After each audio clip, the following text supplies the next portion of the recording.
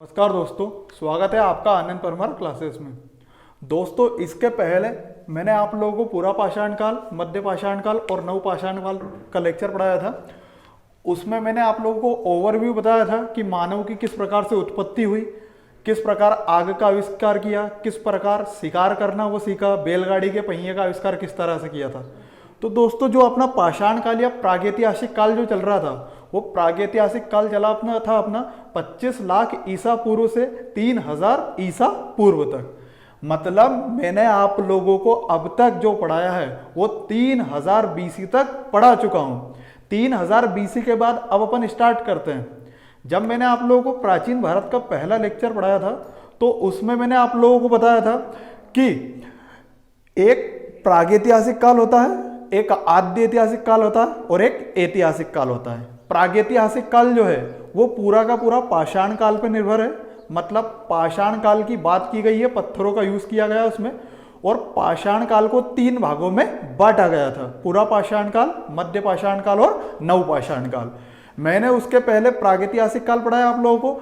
अब अपना चलेगा आद्य ऐतिहासिक काल, और आद्य ऐतिहासिक काल स्टार्ट होगा अपना 2500 बीसी से, मतलब 2500 ईसा पूर्व से। अब तक मैंने जो पढ़ाया था 3000 बीसी है, मतलब 3000 ईसा पूर्व तक आप लोगों को पूरा पढ़ा चुका हूं।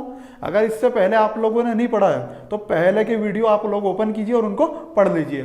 अब बात करते हैं दोस्तों, एक सभ्यता आई थी, उस सभ्यता का नाम था सिंधु घाटी सभ्यता। सिंधु घाटी सभ्यता, उसका नाम क्यों पड़ा? क्योंकि दोस्तों एक नदी है सिंधु, आप लोगों ने नाम सुना होगा, सिंधु, झेलम, चिनाब, रावी, ब्यास, सतलज वगैरह नदी।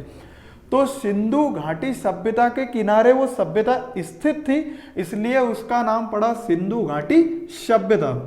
और कभी कभी उसे बोलते हैं हड़प्पा सभ्यता। तो हड़प्पा सभ्यता इसलिए बोलते हैं क्योंकि उस सभ्यता में सबसे पहले खोजा गया स्थल कौन सा था? तो वो था हड़प्पा। हड़प्पा पाकिस्तान में है दोस्तों। बात करते, मैं आप लोगों को सीरियल बाय सीरियल पूरे के पूरे स्थल बताऊंगा, जो कितने भारत में मिले, कितने पाकिस्तान में मिले और कहां कहां पे मिले। तो अभी ध्यान रखना बस आप लोग कि हड़प्पा कहां पे है, पाकिस्तान में है। इसलिए बात करते हैं कि जो प्रथम खोजा गया स्थल था वो हड़प्पा था, उसके नाम पर हड़प्पा सभ्यता नाम आया, और सिंधु घाटी के किनारे स्थित थी, इसलिए इसका नाम क्या है? सिंधु घाटी सभ्यता। इसका टाइम पीरियड क्या है? इसका टाइम पीरियड है 2500 ईसा पूर्व से 1700 ईसा पूर्व। कहीं कहीं 2500 ईसा पूर्व से 1500 ईसा पूर्व आते हैं, कहीं कहीं 2500 ईसा पूर्व से 1800 ईसा पूर्व आते हैं। परंतु दोस्तों, जो कार्बन डेटिंग है, कार्बन डेटिंग मतलब पृथ्वी की जिससे आयु ज्ञात करते हैं, कार्बन डेटिंग विधि के अनुसार इसकी जो उत्पत्ति है या इसका टाइम पीरियड है वो माना गया है 2500 ईसा पूर्व से 1700 ईसा पूर्व तक। चलिए स्टार्ट करते हैं, इसकी बात करते हैं कि सिंधु घाटी सभ्यता की दोस्तों खोज किसने करी और किन किन लोगों के मत आए थे और किन किन लोगों ने अपने मत दिए थे और किन के मान्य रहे और किन के अमान्य रहे। इसके पहले आप लोगों को एक व्यक्ति का नाम जानना होगा, और उस व्यक्ति का नाम है अलेक्जेंडर कनिंघम, जो भारतीय पुरातत्व के जन्मदाता हैं। उनका नाम है दोस्तों अलेक्जेंडर कनिंघम। बात करते हैं दोस्तों, जो भारत में कोई भी पुरातात्विक स्थल जो भी खोजे जाते हैं या जिनकी खुदाई होती है वो एक संस्था के अंदर खोजे जाते हैं, एक विभाग के अंदर खोजे जाते हैं, और उसका नाम है भारतीय पुरातत्व सर्वेक्षण विभाग।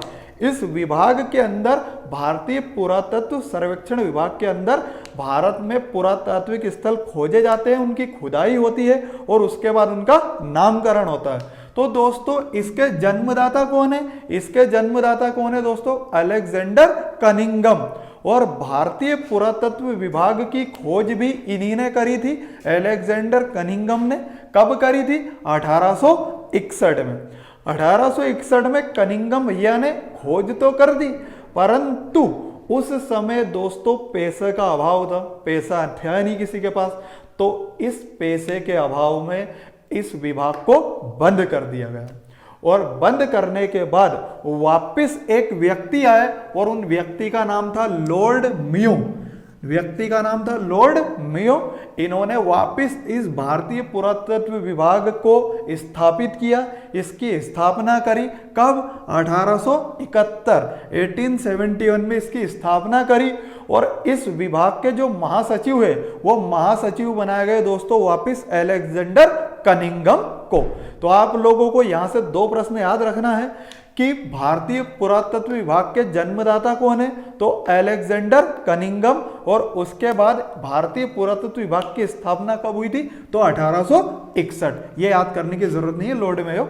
चलिए अब बात करते हैं दोस्तों इसकी खोज कहां हुई, किसने की?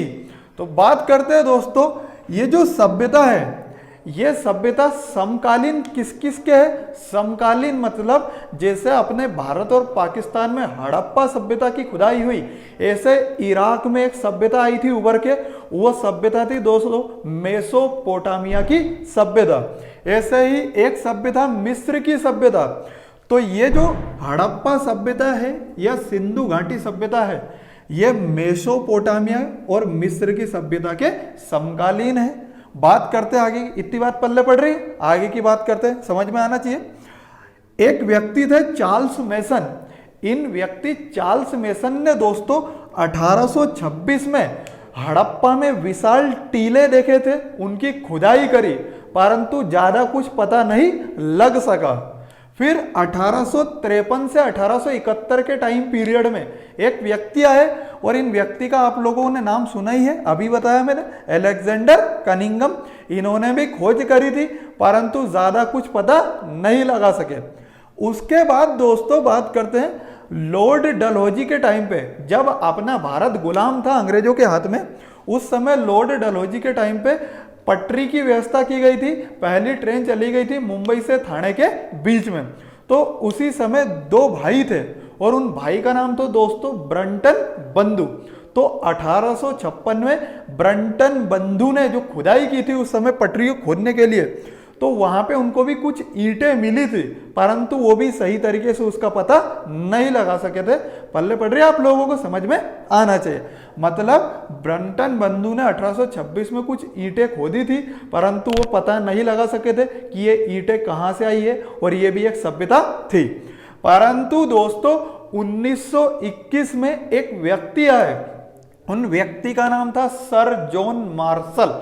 इन सर जॉन मार्शल की अध्यक्षता में वहां पे खुदाई हुई और खुदाई करी दो लोगों ने, एक दयाराम साहनी और एक रखलदास बनर्जी ने।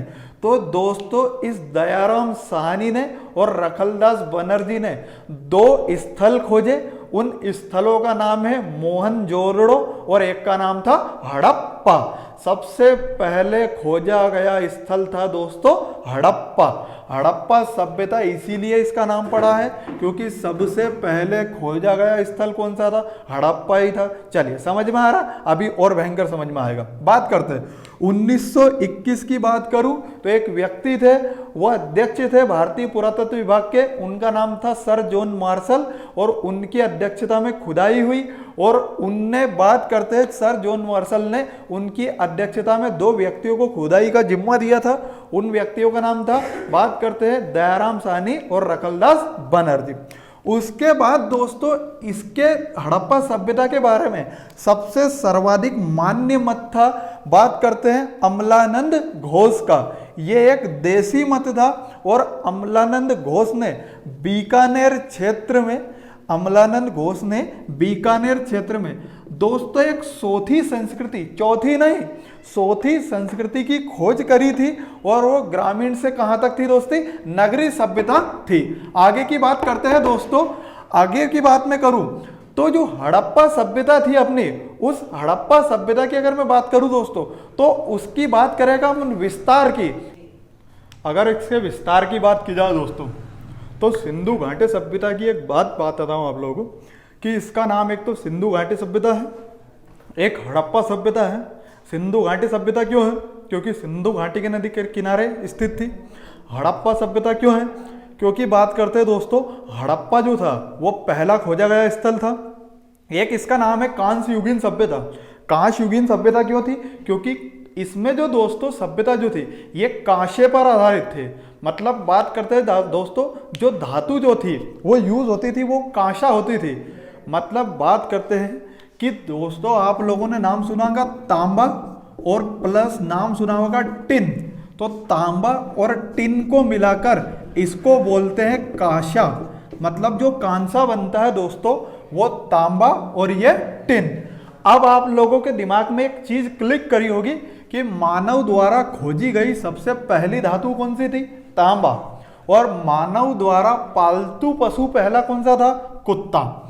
तो टी टी, ये टी प्लस टी बराबर के, टी टी के, मतलब तांबा प्लस टिन से मिलकर क्या बनता है? कांसा। चलिए बात करते हैं आगे की। तो ये इस सभ्यता के जो लोग थे वो कांसे का यूज करते थे, इसलिए इस सभ्यता का नाम क्या? कांस्य युगीन सभ्यता। चलिए, ये पहली नगरीकृत व्यवस्था थी या नगरीकृत सभ्यता थी। ये याद रखना, ये पहला नगरीकरण है, नगरीकरण पहला है। इसके पहले पाषाण काल में तो व्यक्ति का जीवन ही उथल पुथल था, उसका सही रिवाज ही नहीं था। इसमें दोस्तों बात करते हैं जो हड़प्पा सभ्यता थी, ये एक नगरीय सभ्यता थी। यहाँ के जो घर थे वो सारे के सारे पक्की ईंटों से बने हुए थे दोस्तों। बात करते हैं इनके जो रोड थे वो सारे के सारे जो थे वो 90 डिग्री पर मिलते थे। कई रोड जो थे वो बात करते हैं नालियों में, मतलब गलियों में मिलते थे। ये सारा डीप में आप लोगों को पढ़ाया जाएगा, परंतु याद रखना कि पहला नगरीकरण कब हुआ था? तो हड़प्पा सभ्यता में हुआ था। चलिए बात करते हैं आगे। इसका जो विस्तार था, मतलब क्षेत्रफल था, वो था 12,99,600 वर्ग किलोमीटर। सिंधु घाटी सभ्यता का जो क्षेत्रफल था वो 12,99,600 किलोमीटर स्क्वायर में फैला हुआ था। इसकी जो पूरब से पश्चिम की सीमा थी वो थी 1600 किलोमीटर और उत्तर से जो दक्षिण की सीमा थी वो थी दोस्तों 1400 किलोमीटर। मतलब ईस्ट टू वेस्ट जो था दोस्तों इसका विस्तार वो था, बात करते हैं 1600 किलोमीटर, और नॉर्थ टू साउथ था दोस्तों जो था 1400 किलोमीटर। तो पूरब से पश्चिम इसका विस्तार 1600 किलोमीटर और उत्तर से दक्षिण इसका विस्तार कितना था? 1400 किलोमीटर। आगे की बात करते हैं। इस सभ्यता में दोस्तों लगभग 1500 स्थल खोजे गए हैं। उसमें से लगभग 926 के करीब दोस्तों 926 के करीब भारत में थे और 450 के करीब दोस्तों 400 साढ़े 400 के करीब दोस्तों पाकिस्तान में थे। और दो स्थल खोजे गए थे अफगानिस्तान में।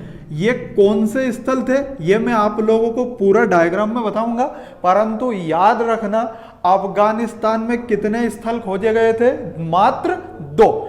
एग्जाम में क्वेश्चन यहां से नहीं आता, परंतु बात करते हैं दोस्तों पर अफगानिस्तान के सबसे ज्यादा क्वेश्चन आते हैं कि अफगानिस्तान से कितने स्थल खोजे गए थे? तो 2 स्थल खोजे गए थे। चलिए बात करते हैं। अब मैं इसकी पूर्व, पश्चिम, उत्तर और दक्षिण की सीमा आप लोगों को बताता हूं। आप लोगों ने एक राज्य का नाम सुना होगा, जम्मू कश्मीर। चलिए बात करते हैं दोस्तों आगे की। अब बात करते हैं, जम्मू कश्मीर और लद्दाख अलग अलग हो चुके हैं अब तो, परंतु मैं उस टाइम की बात करूं दोस्तों तो यहां लगभग मान लेते हैं अपना क्या है? जम्मू कश्मीर। और जम्मू कश्मीर में दोस्तों यहां पर जम्मू कश्मीर में एक जगह है, उस जगह का नाम है मांडा।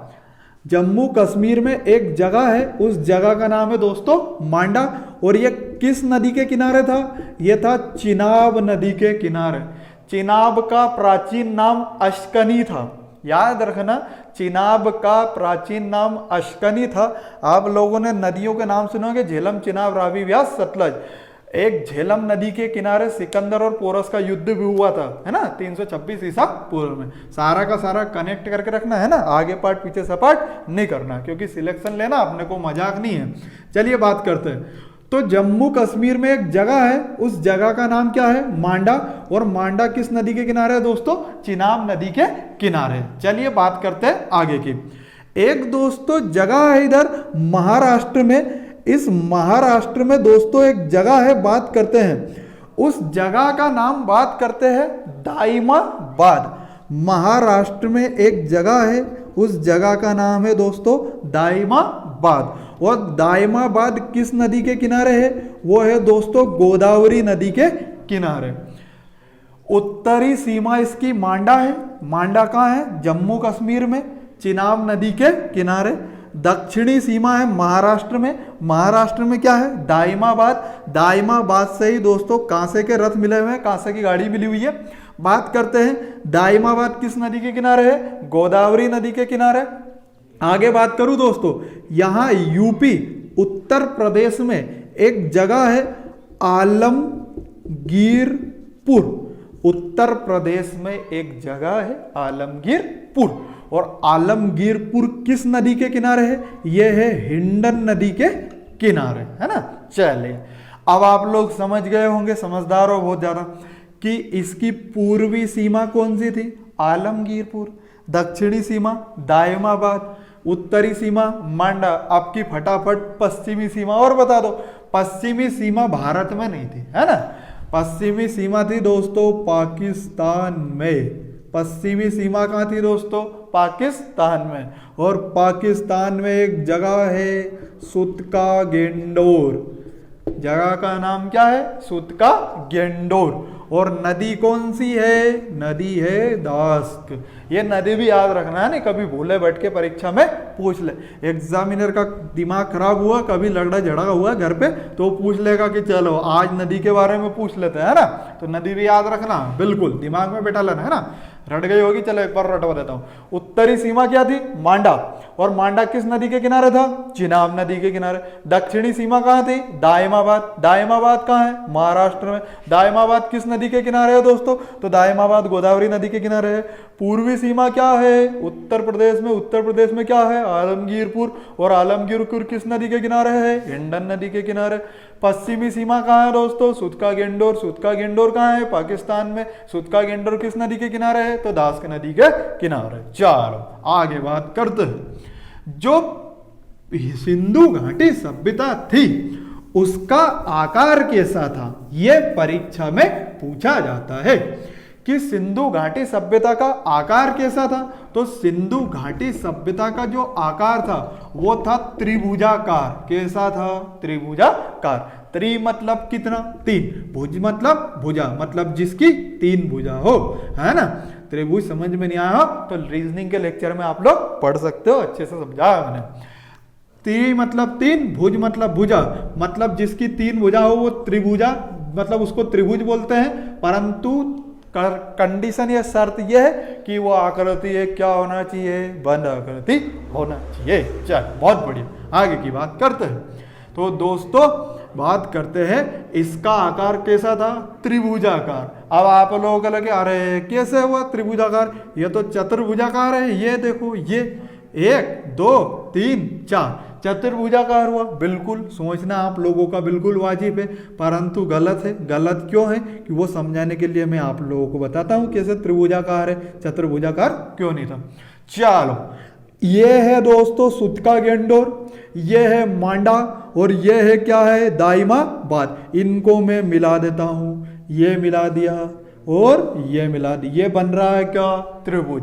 अब आप लोगों को समझ में आएगा कि अरे सर ही बोल गए क्या? आलमगीरपुर। आलमगीरपुर में बिल्कुल नहीं भूला हूं, परंतु इसलिए मैंने आलमगीरपुर की बात नहीं करी क्योंकि इसके जितने भी स्थल खोजे गए थे वो इस इलाके में ज़्यादा खोजे गए थे। 99% स्थल यहाँ खोजे गए थे। जो छूटे हुए छोटे मोटे जो बबलू डब्लू मोचू पतलू थे दोस्तों, वो कहाँ है? आलमगीरपुर। और आलमगीरपुर कहाँ? यूपी में स्थित है दोस्तों, है ना। आलमगीरपुर कहाँ? यूपी में स्थित है। और आलमगीरपुर किस नदी के किनारे है? तो हिंडन नदी के किनारे है ना। तो यहाँ पे इधर स्थल ज्यादा नहीं खोजे गए, इसलिए इधर की बात नहीं करते हैं। तो पूर्वी सीमा कट, उत्तरी सीमा, दक्षिणी सीमा, पश्चिमी सीमा, इन तीनों ने मिलकर क्या बना दिया? एक त्रिभुज बना दिया। तो सिंधु घाटी सभ्यता का आकार कैसा हो गया? त्रिभुजाकार होगा। चलिए बात करते हैं दोस्तों, मेरे हिसाब से आप लोगों को ये समझ में आ चुका हो, एक बार और रिवीजन करते हैं। देखिए जो सिंधु घाटी सभ्यता थी दोस्तों, उसकी खोज किसने करी थी? उसकी खोज करी थी जॉन मार्शल ने, उनकी अध्यक्षता में हुई थी, है ना। दो व्यक्ति थे, रखलदास बनर्जी और एक दयाराम साहनी, 1921 में। भारतीय पुरातत्व विभाग का जन्मदाता कौन है? तो उन जन्मदाता का नाम है क्या? Alexander Cunningham. जहां से प्रश्न उठते हैं वही मैं आप लोगों को बता देता हूं, इंपॉर्टेंट। उसके बाद बात करते हैं दोस्तों, जो सिंधु घाटी सभ्यता थी दोस्तों, उस सिंधु घाटी सभ्यता को हड़प्पा सभ्यता बोलते हैं। क्यों? क्योंकि ये सबसे पहले खोजा गया स्थल हड़प्पा था, सिंधु नदी के किनारे थी, इसलिए सिंधु घाटी सभ्यता नाम पड़ गया। टाइम पीरियड वही 2500 ईसा पूर्व से 1750 या 1700 ईसा पूर्व, है ना, कार्बन डेटिंग के हिसाब से। आगे बात करते हैं, सिंधु घाटी सभ्यता को ही कांस्य युगीन सभ्यता बोलते हैं, क्योंकि कांसे का सर्वाधिक प्रयोग हुआ था। सिंधु घाटी सभ्यता को ही हड़प्पा सभ्यता बोलते हैं, है ना। आगे बात करते हैं दोस्तों, सिंधु घाटी सभ्यता जो है वो मेसोपोटामिया मतलब इराक की सभ्यता के समकालीन है, मिस्र की सभ्यता के समकालीन है। सिंधु घाटी सभ्यता का जो विस्तार था वो है 12,99,600 वर्ग किलोमीटर। सिंधु घाटी सभ्यता का आकार कैसा है? त्रिभुजाकार है। सिंधु घाटी सभ्यता की अगर मैं बात करूं दोस्तों, तो 1500 लगभग स्थल खोजे गए हैं, सबसे ज्यादा भारत में खोजे गए हैं, लगभग 926 के करीब। बात करते हैं दोस्तों, इसकी उत्तरी सीमा क्या है? इसकी उत्तरी सीमा है मांडा। मांडा किस नदी के किनारे है? चिनाब नदी के किनारे, जम्मू कश्मीर में। दक्षिणी सीमा है दाइमाबाद। दाइमाबाद कहाँ है दोस्तों? महाराष्ट्र में। दाइमाबाद किस नदी के किनारे है? गोदावरी नदी के किनारे। पूर्वी सीमा आलमगीरपुर। आलमगीरपुर कहाँ है? यूपी में। और ये किस नदी के किनारे है? हिंडन नदी के किनारे। पश्चिमी सीमा क्या है? सुतका गेंडोर। सुतका गेंडोर कहाँ है? पाकिस्तान में। सुतका गेंडोर किस नदी के किनारे है? दास्क नदी के किनारे। मैंने आप लोगों को इतना पढ़ा दिया है, बहुत इंपॉर्टेंट टॉपिक है, क्वेश्चन बहुत आते हैं, आप लोग रिवाइज करिए। जो क्वेश्चन नहीं बने कमेंट सेक्शन में कमेंट कर दीजिएगा, और अगर वीडियो अच्छा लगे तो लाइक और सब्सक्राइब कर दीजिए, है ना। पढ़ना बिल्कुल पढ़े तो भी रहो आप लोग, और लाइक और सब्सक्राइब भी करो। आप लोग लाइक सब्सक्राइब करोगे तो हम लोगों का मोटिवेशन बढ़ेगा और अच्छे अच्छे वीडियो लाएंगे, है ना। बने रहिए। Thank you.